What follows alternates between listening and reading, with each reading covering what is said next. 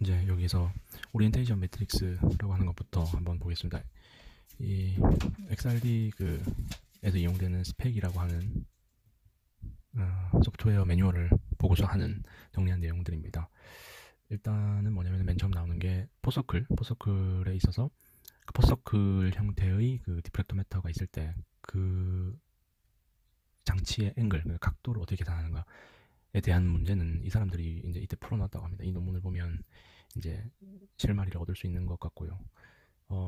그런데 이제 거기서 이제 나오는 게 UV 매트릭스인데, 그러니까 샘플의 오리엔테이션이 있을 것이고 그 샘플의 오리엔테이션과 1대1로 대응되는 디프렉토메터의 앵글이 있을 겁니다. 디프렉토메터에는 투세타, 세타, 카이, 파이 이러한 앵글들이 네 가지 앵글들이 있는데 어떻게 이 네 가지 앵글을 설정하면 내가 원하는 샘플 오리엔테이션을 이뤄낼 수 있는가에 대해서 이제 이 논문을 보면 나와 있다라는 점이고요. 그런데 이제 우리가 그 XRD를 가지고 픽을 보려면 첫 번째로는 이 스캐터링 벡터를 어떻게 말하면 되냐면, 이제 스캐터링 벡터라는 게 이렇게 있으면 나의 플레인, 내가 보고자 하는 플레인의 벡터가 이 스캐터링 벡터와 이렇게 일치하게 되는 시점에서 이제 픽이 나타난다, 이렇게 생각하면 될 것 같습니다. 그래서 그러면 결국 이제 내가 보고자 하는 면은 결국 HKL 이세 값으로 결정이 되니까 이 HKL이라고 하는 면의 벡터가 이 스캐터링 벡터와 일치될 때 픽이 나타난다 라는 게 되겠습니다.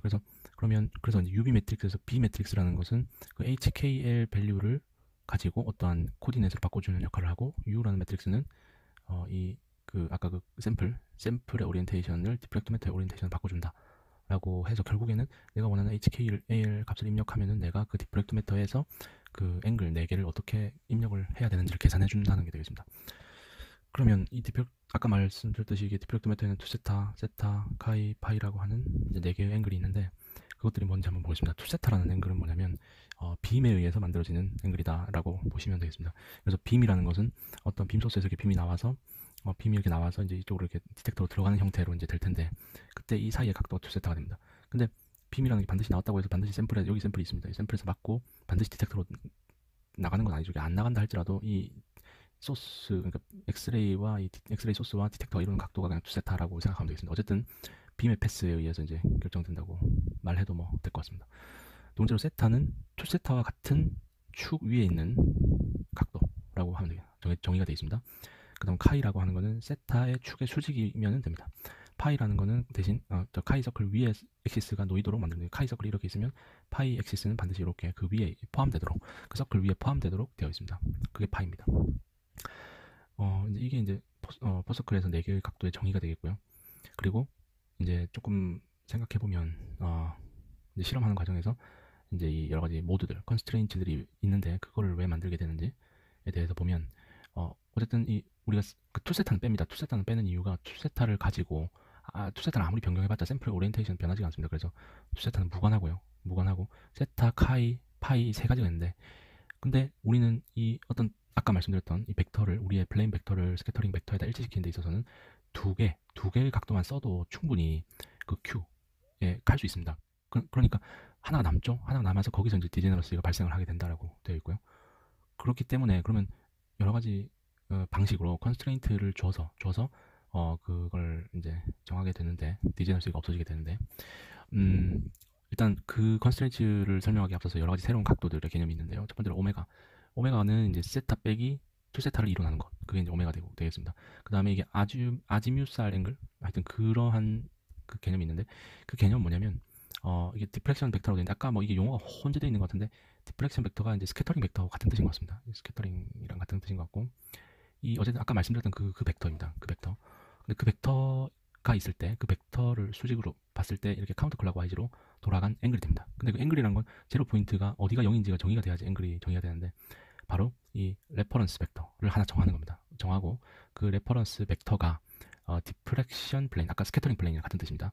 스캐터링 플레인 위에 놓이게끔 하는, 예를 들어서 이 디프렉션 벡터인데 이게 스캐터링 플레인이라고 하면 이 레퍼런스 벡터가 이 각도에 놓이게 되는 시점, 그게 바로 아지뮤살 앵글이 0이다 라는 뜻이 되겠습니다.